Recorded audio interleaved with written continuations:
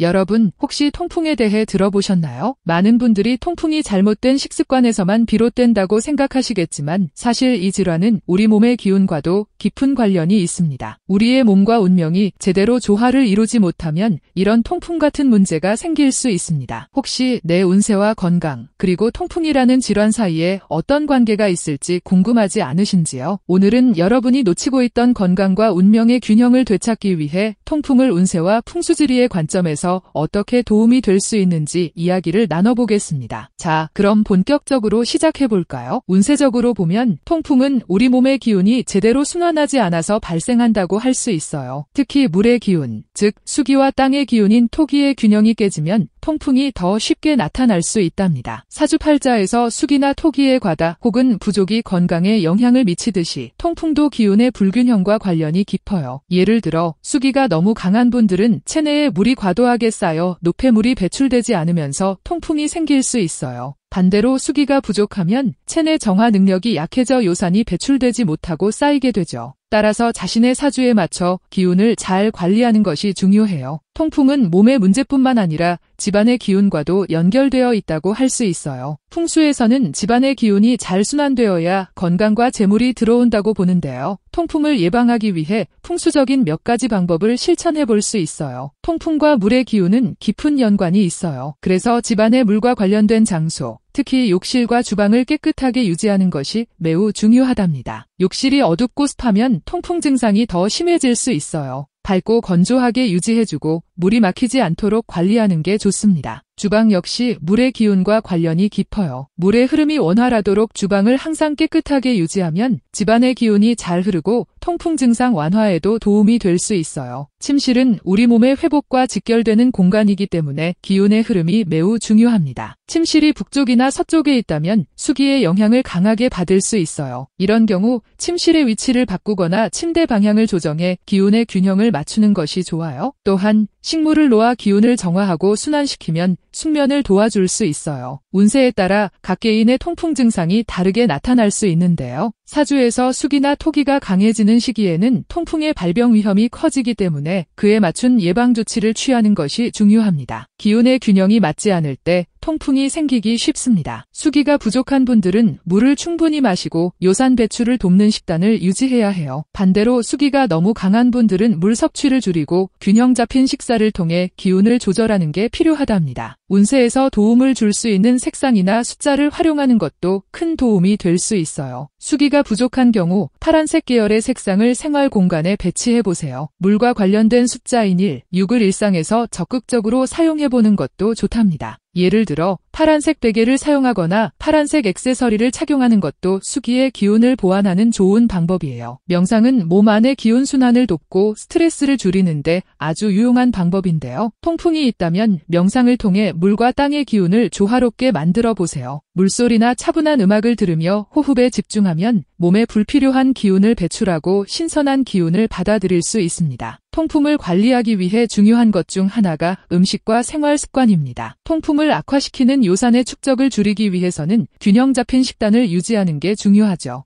요산을 배출하는 데 도움이 되는 과일과 채소를 자주 드세요. 오이, 수박, 샐러리 같은 음식은 체내 수분을 유지하고 요산 배출을 촉진하는 데 아주 좋습니다. 반면에 알코올이나 고퓨린 음식은 피하는 것이 좋아요. 수기가 과도한 분들은 물 섭취를 적절히 줄이는 것도 필요합니다. 규칙적인 생활 습관과 가벼운 운동도 중요해요. 몸을 따뜻하게 유지하고 혈액순환을 도와줄 가벼운 운동을 꾸준히 하는 것이 통풍 예방에 도움이 됩니다. 특히 스트레스를 줄이기 위해 명상이나 호흡 운동을 병행하는 것이 좋아요. 스트레스는 기운의 막힘을 유발하기 때문에 마음을 편안하게 유지하는 것이 매우 중요하답니다. 마지막으로 통풍을 예방하고 완화하기 위한 실천 방안을 정리해 드릴게요. 규칙적인 물 섭취와 균형 잡힌 식단을 유지하고 요산을 줄이는 과일과 채소를 충분히 드시고 고퓨린 식품과 알코올을 줄여주세요. 자신의 사주에 맞는 기운을 보완하기 위해 필요한 음식을 선택하는 것도 중요합니다. 생활 공간의 기운을 정화하고 침실의 기운을 조절하는 풍수적인 방법을 실천해 보세요. 걷기, 수영, 요가 같은 가벼운 운동을 꾸준히 하고 명상으로 스트레스를 줄이세요. 기운의 흐름을 원활하게 하면 통풍 예방에 큰 도움이 될 거예요. 여러분, 통풍은 단순한 신체의 문제가 아니라 우리 몸의 기운과도 밀접하게 관련되어 있어요. 오늘 이야기한 운세와 풍수지리적 방법들을 통해 자신의 건강을 균형 있게 관리하고 통풍을 예방하고 완화하는 데 도움을 받으시길 바랍니다. 중요한 것은 작은 변화에서부터 시작하는 거랍니다. 여러분의 건강한 일상을 응원합니다.